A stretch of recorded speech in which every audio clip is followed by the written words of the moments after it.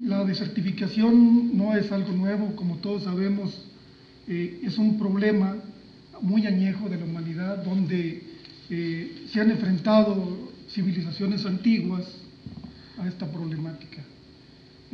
Como ustedes saben, en aquellos tiempos, los mesopotámicos, en aquellos famosos ríos Tigris y Éufrates, en aquellas cuencas que ahora ya están desertificadas, los persas, los chinos, hindúes,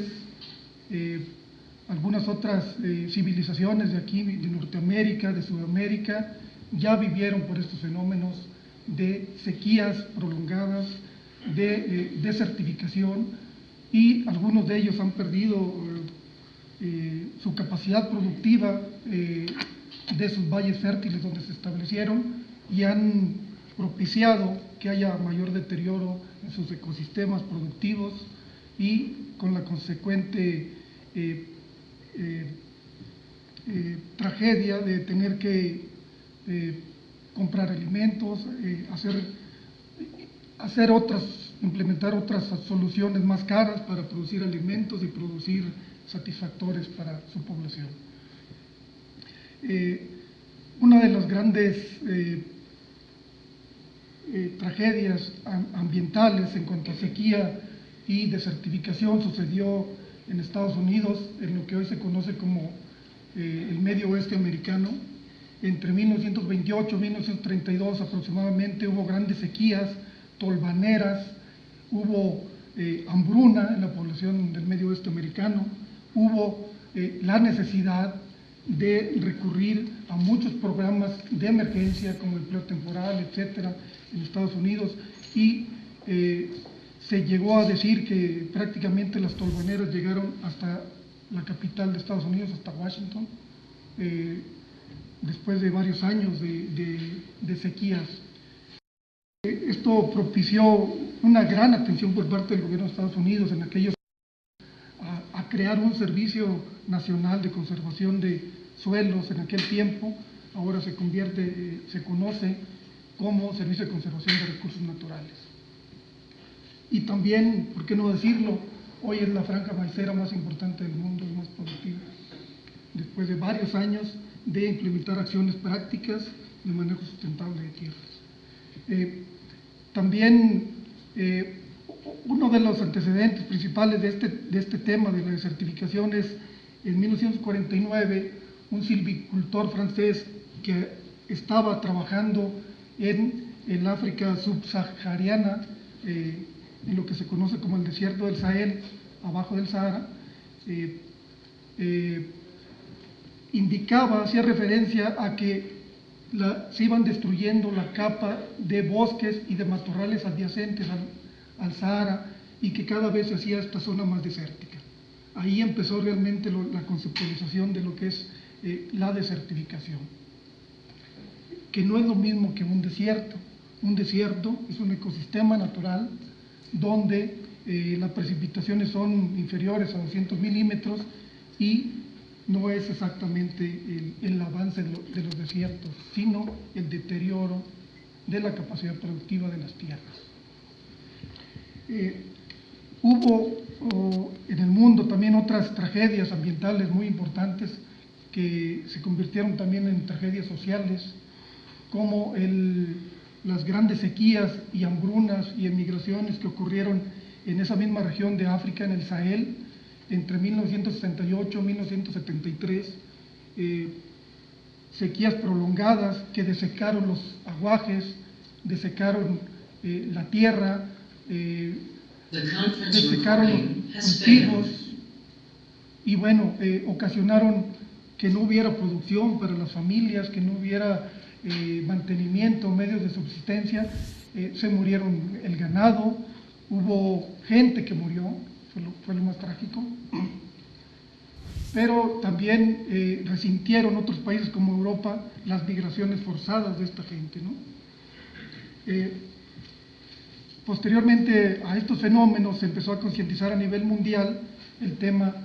de la desertificación. En 1972, en la Conferencia Mundial de Medio Ambiente de Estocolmo, se inició el tratamiento de este tema, precisamente de la desertificación y de las graves situaciones que ocurrieron en África. Para 1977 se organizó una conferencia internacional sobre desertificación, organizada por el Programa Nacional de Naciones Unidas, Programa de Naciones Unidas de Medio Ambiente en Kenia, en África. Y bueno, ya para 1994,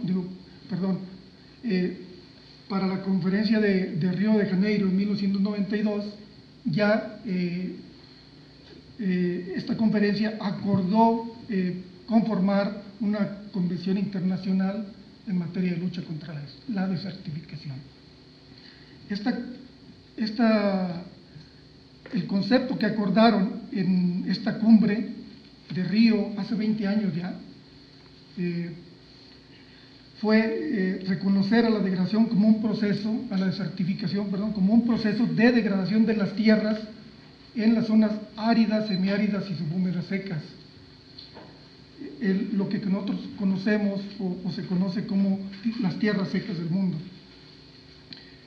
Pero que era resultante de diversos factores como las actividades humanas y las variaciones climáticas. Esa fue la primera definición oficial a nivel mundial que se generó por Naciones Unidas. En la década posterior, el concepto de desertificación, el término empleado, fue reconocido como una serie de procesos que afectan a las tierras secas de todo el mundo, con la consecuente disminución de la productividad biológica de estas tierras. Sin embargo, empezó un movimiento más allá de la influencia de los países africanos por esta convención, y México fue uno de los primeros que inició con un cambio de paradigma. Entonces, ya para 1991, para el 2001, el concepto mexicano de desertificación que fue incluido en la Ley de Desarrollo Rural Sustentable, fue de que la desertificación era la pérdida de la capacidad productiva de las tierras en cualquiera de los ecosistemas presentes en el territorio nacional. Es decir, ya no se limitaba solamente a las tierras secas, como así lo empezaron a reconocer otros países también. Posteriormente, con apoyo de la Universidad de Naciones Unidas y otros países, como yo decía, fuera de la influencia del África, se ha ampliado la conceptualización considerando a la desertificación como un proceso paulatino de degradación persistente también de los ecosistemas terrestres, especialmente las tierras secas, pero no limitadas a ellas. Entonces, estamos en un cambio, empezando solamente, a nivel internacional se empezó por la dimensión de la problemática en África solo con las tierras secas, y ahora se ha ampliado más allá de las tierras secas. Incluso las tierras templadas en muchos países del mundo y el trópico está en proceso de degradación de tierras actualmente. Ya para el año 2007 la comunidad internacional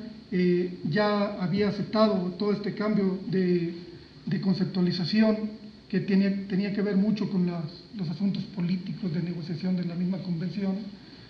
y bueno, aprobaron en la octava conferencia de las partes que se realizó en 2007 en Madrid, España, la estrategia decenal 2008-2018 de la Convención de Naciones Unidas de lucha contra la desertificación, pero incluyendo el concepto de que las tierras estaban afectadas por desertificación, degradación de tierras y sequía. Ya no solamente se iba al concepto genérico de desertificación.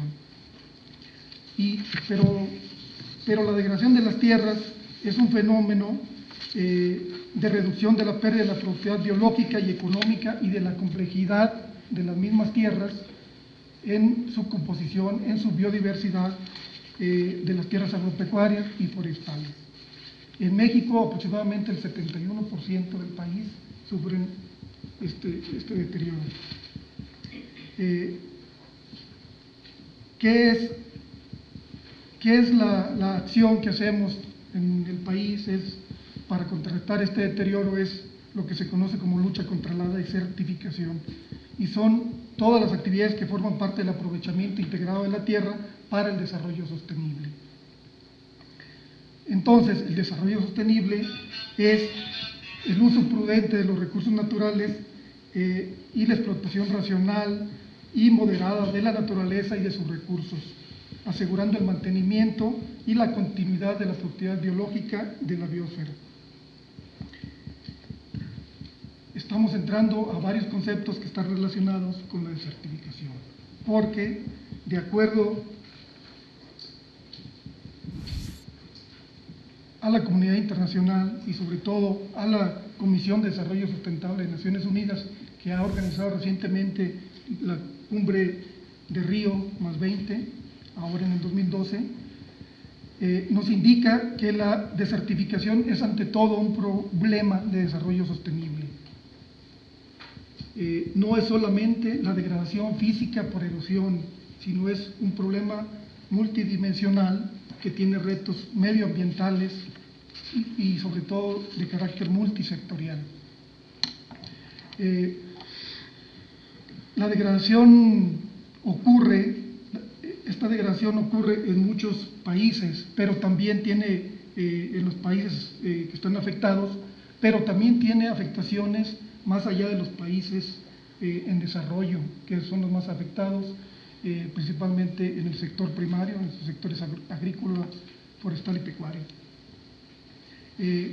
Los países desarrollados están afectados de manera indirecta a través del deterioro de las cuencas, de la migración que sufren esos países, de los países que no tienen productividad de sus tierras, y bueno, entre otras, de la pérdida de la biodiversidad también, que ocasionan en las áreas limítrofes, entre otros.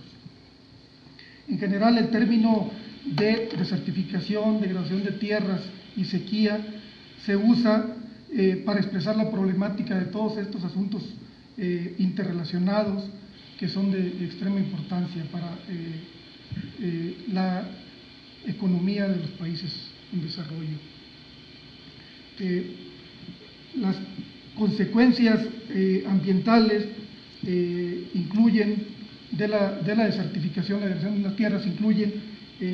la pérdida de las tierras fértiles, por supuesto, la erosión hídrica y eólica, la salinización, la contaminación, la deforestación, etcétera, cambios en regímenes hídricos, pero está estrechamente relacionado con el tema de sequía también. Y el tema de sequía viene muy relacionado con el cambio climático. De acuerdo a previsiones de expertos, nos indican que la enorme energía acumulada en la atmósfera provocará o está provocando ya en el país el incremento de eventos extremos como sequías y lluvias torrenciales. Es una de las variantes que tiene que ver con la desertificación y bueno, no somos ajenos. En el año pasado, este año y en otros ciclos de años pasados, la historia nos ha indicado que hemos sufrido sequías recurrentes, ¿no? Por eso tenemos, entre otras cosas, una Comisión Nacional de Zonas Áridas para atender las necesidades de la población derivadas de los problemas de sequía, agua y productividad de esas zonas. Las repercusiones económicas de la degradación de tierra, la desertificación y la sequía tienen que ver directamente con el desbalance, el desequilibrio de las unidades de producción agrícolas, forestales y pecuarias. En los años 90 se estimó 42.000 millones de dólares de afectaciones. Bueno, quiero terminar en un minuto diciendo que las repercusiones sociales tienen que ver con la pobreza, la insalubridad, la migración, la subalimentación y los cambios de género en el enfrentamiento de las actividades cotidianas. Porque cuando hay desertificación, degradación de tierras y baja la productividad, los hombres emigran hacia otras partes y se quedan al frente las mujeres, al frente de las unidades de producción. Eso es todo. Les agradezco mucho su atención. Muchas gracias.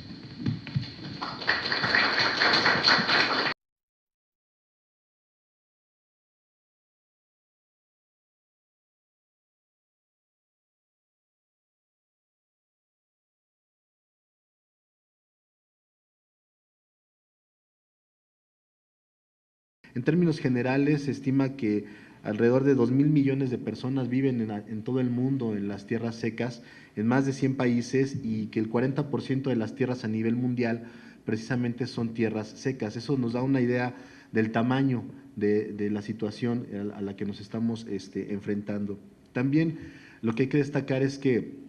en estos países la mayoría de ellos también son subdesarrollados y por ello enfrentan ciertas condiciones difíciles para enfrentar adecuadamente el problema. Pero también es importante destacar que las tierras secas son muy importantes porque bien manejadas pueden ser una fuente de vida, una fuente de producción de alimentos, de desarrollo de procesos ecosistémicos y de generación de ingresos y medios para las poblaciones locales que pueden ayudar a contribuir con el desarrollo sustentable. En términos generales, se estima que hasta el 44% de las tierras cultivadas a nivel mundial se encuentran dentro de zonas ubicadas en tierras secas, básicamente. En términos ambientales, se estima que hasta un 46% del carbono almacenado en los ecosistemas terrestres precisamente están dentro de estas tierras, ¿no? Otra cosa que destacó adecuadamente Jorge Luis en su presentación fue el tema de que la desertificación, este proceso tiene dos dimensiones básicamente. Una es la dimensión propiamente climática, es decir, los procesos naturales sobre los que no tenemos alguna influencia o todavía no tenemos alguna influencia directa, salvo el tema de cambio climático quizá, donde estos efectos del cambio climático exacerban ciertas condiciones como la sequía o como las lluvias extremas, en general los fenómenos hidrometeorológicos que pueden ocasionar problemas de degradación de tierras. Pero por otra parte está el tema de qué se hace con las tierras. Entonces aquí en este tema es donde vemos las actividades humanas que son relevantes en este proceso de la degradación de tierras y sequía. Es decir, las actividades humanas son factor crucial en lo que pasa con las tierras y por lo mismo, además de ser una parte de las causas de la degradación de las tierras, también claramente pueden ser una parte de las soluciones, ¿no? Cuando las tierras se degradan, bueno, las consecuencias son múltiples. En términos ambientales es tal vez más claro, pero Jorge lo ha destacado también mucho en el término de que la sequía puede conducir a ciertos problemas de tipo económico y sobre todo social. Entre los de tipo económico, bueno, está la pérdida de ingreso, la pérdida de medios de vida o de subsistencia de las poblaciones, y en el orden social podemos ver problemas de salubridad, problemas de migración, entre otros. El problema de la pobreza es claramente uno de los más relevantes en las tierras secas. Jorge también hizo una pequeña reseña histórica acerca de cómo se está enfrentando el problema, de dónde viene, ¿no? Yo en términos generales lo que quiero decir aquí básicamente es que ante este problema la comunidad internacional, destacando precisamente el ámbito social, medioambiental y económico del tema de la degradación de tierras, decide tomar cartas en el asunto, especialmente por las condiciones en las que viven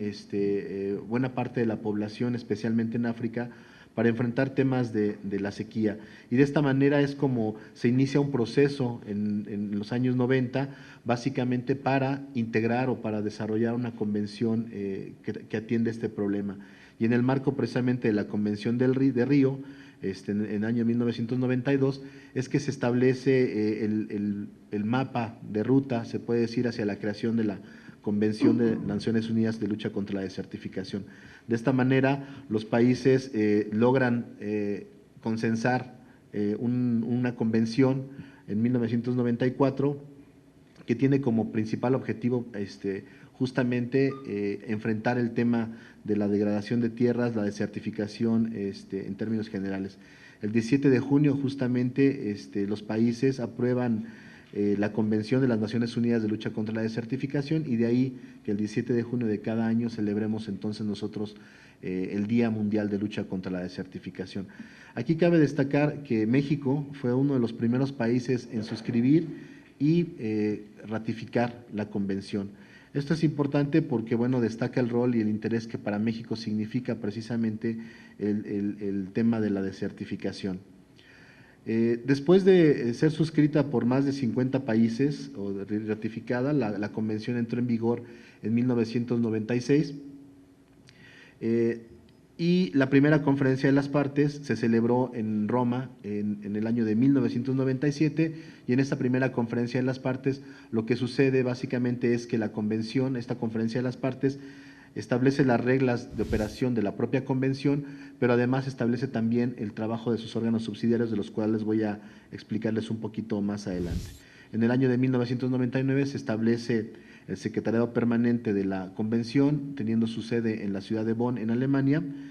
y un hito importante dentro de la Convención es que en el año 2007 se adopta lo que se conoce como el marco y plan estratégico de la Convención. Esto lo voy a explicar un poco más adelante, pero este es un hito muy relevante porque establece el actuar de la Convención a partir del establecimiento de indicadores o de objetivos estratégicos y operacionales muy puntuales, con indicadores de impacto y de desempeño también muy puntuales que van a permitir evaluar la implementación de la convención, y lo cual es muy importante para asegurar que los objetivos se estén cumpliendo adecuadamente. A la fecha, 194 países han ratificado o se han adherido a la convención, incluyendo entre estos, bueno, adicionalmente a estos, la Unión Europea también ha hecho la ratificación de esta convención. No sé si tengamos disponible la ficha que se refiere a la estructura de la convención, básicamente con la idea de explicarles que la convención está integrada básicamente por la Conferencia de las Partes, que es el órgano máximo de la conferencia, es como una asamblea general de países que lo que hace es tomar las decisiones sobre el manejo o la actuación de la convención. Esta Conferencia de las Partes tiene como órganos subsidiarios, así se conocen, al Comité de Examen de la Implementación de la Convención, o el CRIC, por sus siglas en inglés, que básicamente este comité lo que hace es evaluar periódicamente cuáles son los avances de la Convención con base en los objetivos estratégicos que se establecen en el marco y plan estratégico de la Convención.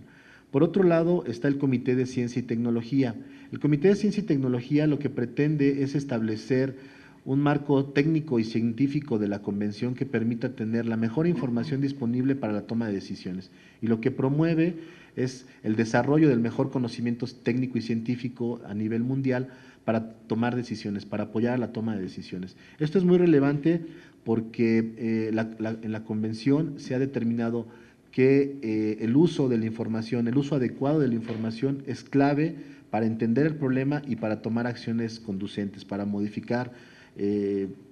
cuestiones de política, de inversiones, de generación de incentivos, etcétera, ¿no? Por otra parte, la Convención tiene al Mecanismo Mundial como un órgano que le va a ayudar a la Convención a movilizar recursos. El Mecanismo Mundial no es propiamente un fondo que financie las acciones de la Convención, más bien es una especie de mecanismo de facilitación de la inversión dentro de la Convención, que lo que hace es apoyar a los países a integrar estrategias financieras adecuadas para que puedan utilizarse mejor los presupuestos de sus países, pero además los presupuestos disponibles de la cooperación internacional para el desarrollo.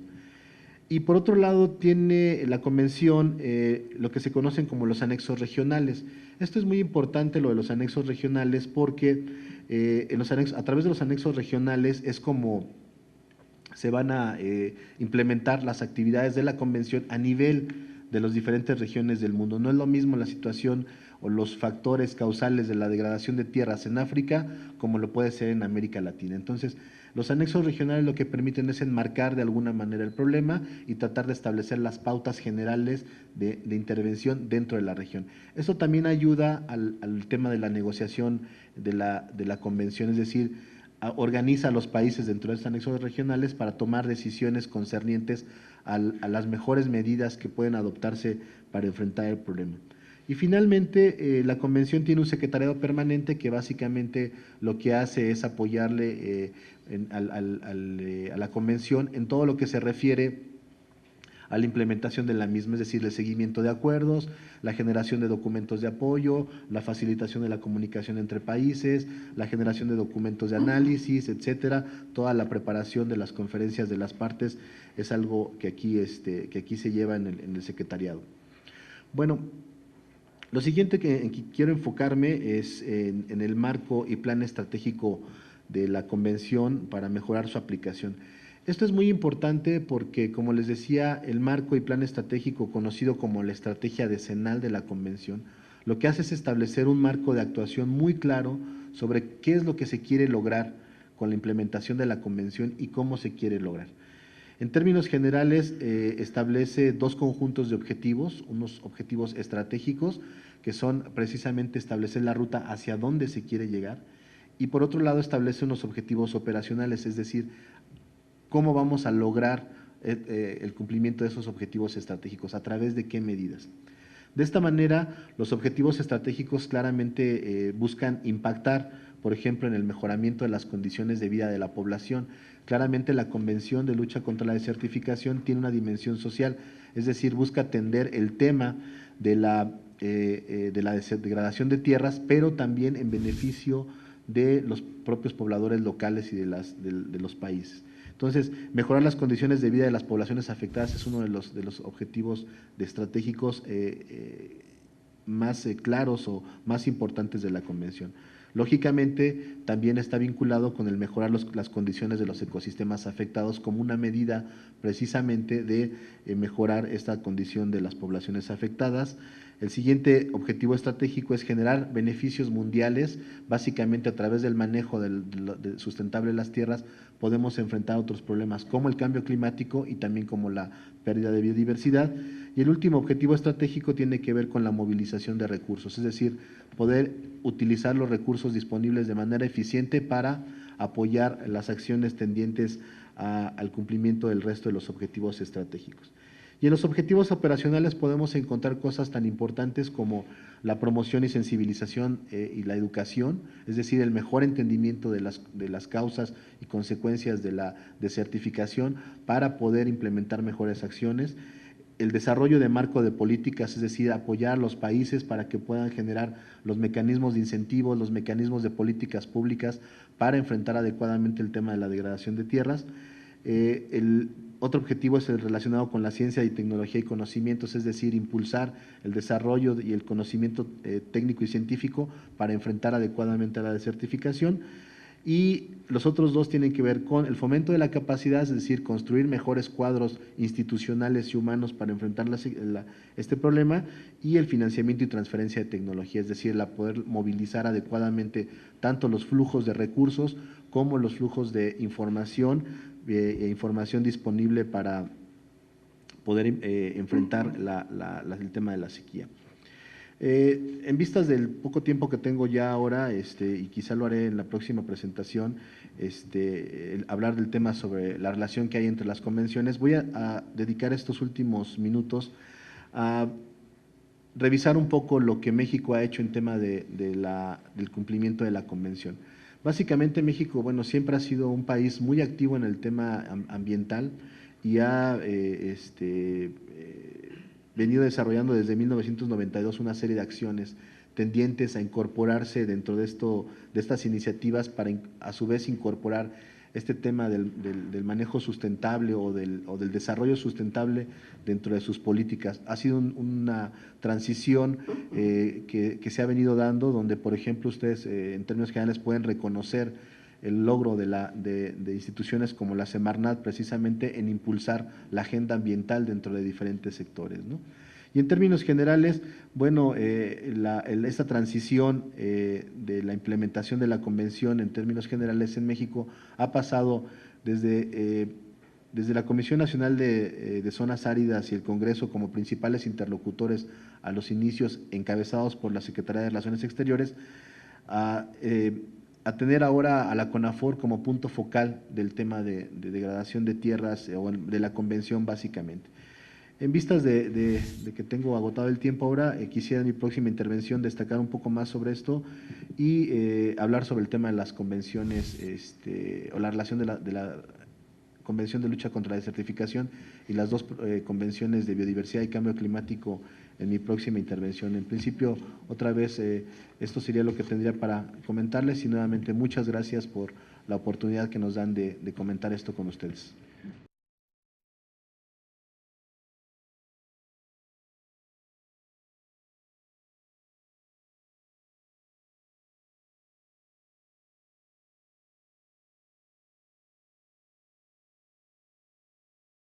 Quisiera iniciar haciendo algunos comentarios alusivos a la intervención de Jorge Luis. Primeramente, sin duda los antecedentes que nos expuso aquí de carácter histórico que ocurrieron por allá en continentes de Europa, de Asia, de África. También hay que comentar que en México también tenemos casos en los que los efectos de la sequía, de la degradación de tierras y de la desertificación han ocasionado,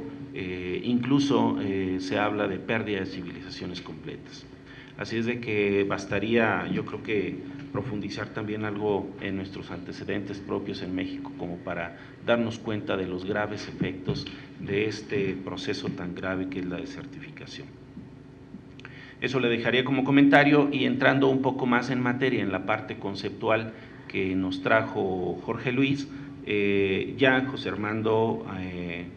abundó un poquito más sobre ello. Sin embargo, yo sí quisiera comentar que en el caso de México, consideramos que en México ya hemos evolucionado, ya hemos andado un largo camino. Yo creo que ya hemos pasado de aquel viejo entendimiento de que el problema de la desertificación era un simple problema de degradación de suelos. Hoy en día yo creo que las instituciones, la sociedad civil organizada y desde luego la población en general ha entendido que el proceso de desertificación es un problema complejo y multidimensional que constituye uno de los principales problemas ambientales y del desarrollo y un factor relevante de riesgo para la seguridad alimentaria. Esto yo creo que tan entendido lo tenemos que hoy en día las acciones de las instituciones del gobierno federal, todas ellas están enfocadas a abatir este problema de manera transversal. Tenemos programas en la Secretaría de Agricultura, tenemos programas en la Secretaría de la Reforma Agraria, en Sedesol, en esta Semarnat, no se diga en la misma CONAFOR, en donde todos de manera transversal estamos buscando mitigar los efectos de este importante problema. Así es que yo creo que en México sí hemos ya andado ese camino, sí hemos evolucionado y yo creo que el concepto se entiende ampliamente. Además, también tenemos que reconocer que la degradación de tierras, conocida como desertificación en ecosistemas áridos y semiáridos en el plano nacional, la Ley de Desarrollo Rural Sustentable ha avanzado. Ya Jorge Luis nos expuso cuál es el concepto que se tiene de desertificación en el plano internacional. Sin embargo, aquí a nivel nacional, la Ley de Desarrollo Rural Sustentable